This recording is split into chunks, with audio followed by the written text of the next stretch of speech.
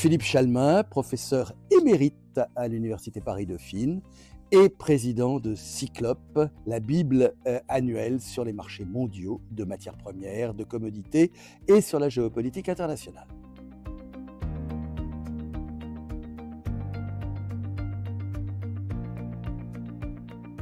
Vrai, c'est d'ailleurs une mauvaise nouvelle pour l'ensemble de l'économie mondiale, pour les échanges mondiaux, ça les rend plus complexes et il est clair que le protectionnisme affecte en particulier un certain nombre de produits sensibles.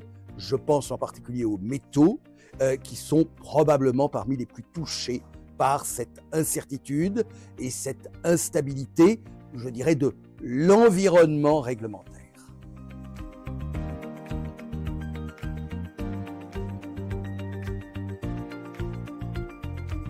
Faux, à une exception près, l'or, mais pour le reste, au contraire, la présidence Trump a plutôt provoqué une baisse des prix, en particulier en ce qui concerne le pétrole, mais aussi un certain nombre de produits agricoles et de métaux, tout simplement parce qu'elle a augmenté l'incertitude, la volatilité, mais dans un trend général plutôt orienté à la baisse.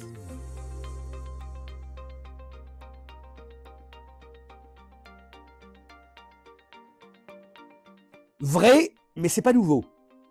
Ça a toujours été un peu le cas, parce que c'est peut-être les produits sur lesquels on peut le plus agir rapidement. On peut mettre en place des embargos, on peut mettre en place des protections, on peut mettre en place des subventions. Et donc, les matières premières, elles ont toujours été la partie émergée de l'iceberg de toutes les tensions géopolitiques de la planète.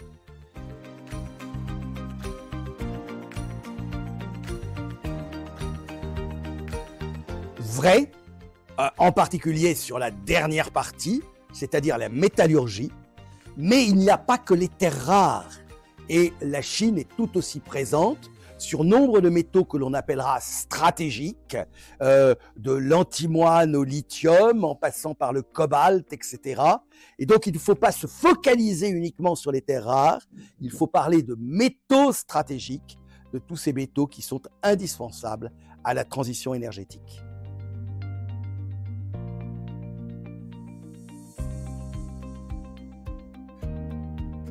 Vrai, même si il faut bien se rendre compte que l'on va assister aussi à une évolution dans les besoins, que les métaux indispensables aujourd'hui ne le seront peut-être pas demain.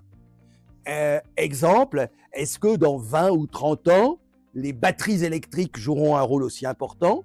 Et est-ce qu'il y aura toujours besoin du lithium ou du cobalt?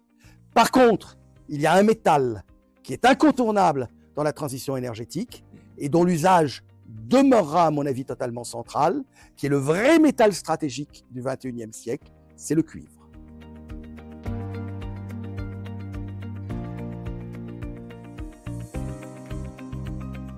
« 50.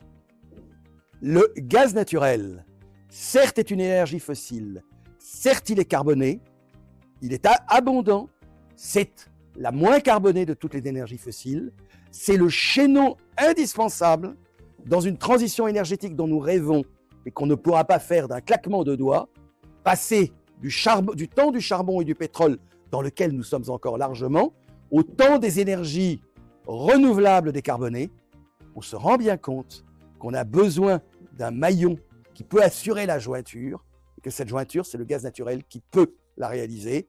Et je pense que c'est un moindre mal totalement indispensable.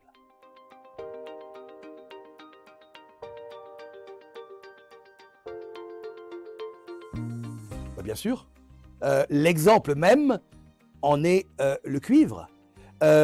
Sur le moyen terme, nous pensons tous que nous allons vers des tensions sur le marché du cuivre. Et paradoxalement, à court terme, du fait de la moindre croissance économique, le marché du cuivre est plutôt excédentaire. Et donc on a un prix du cuivre qui est presque stable à l'heure actuelle, relativement élevé mais presque stable, un peu en dessous de 10 000 $ la tonne. Tout le monde pense qu'à un horizon 3-4 ans, on sera à 15 000, voire au-delà, mais pour l'instant, ce n'est pas le cas.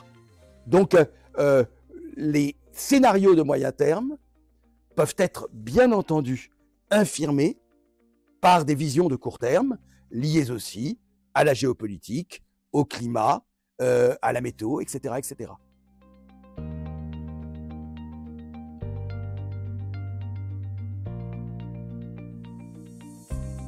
Vrai, mais c'est pas nouveau.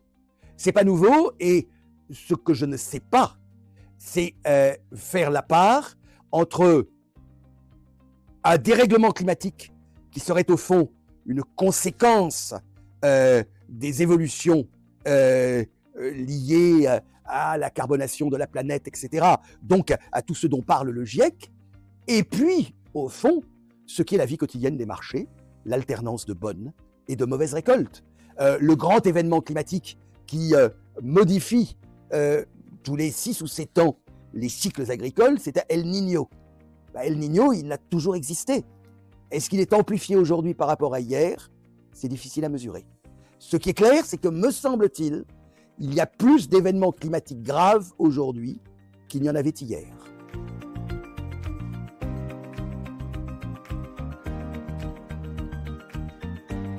Vrai, mais ça n'a pas duré. La guerre en Ukraine, quand elle se déclenche, tout le monde pense que la mer Noire va être bloquée, et la Russie est le premier exportateur mondial de blé. Paradoxalement, l'Ukraine pèse peu sur le marché du blé, beaucoup sur le marché du maïs. Mais la perspective de la fermeture éventuelle de la mer Noire fait flamber les prix. Grossièrement, les prix du blé ont été multipliés par 2.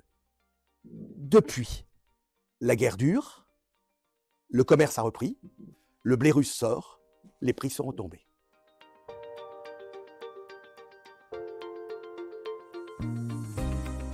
Le cours du cacao n'a pas retrouvé son niveau normal, ou du moins, il reste 3 ou 4 fois plus élevé que ce que l'on a connu dans la décennie précédente.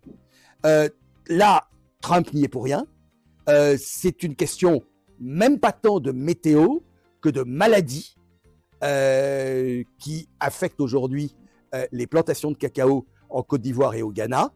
C'est aussi lié au fait que le renouvellement et l'entretien des plantations n'a pas été suffisant, que là aussi, justement, la régulation des marchés exercée par le Cocoa Board en Ghana, par le Conseil du café cacao en Côte d'Ivoire, n'a pas été optimale.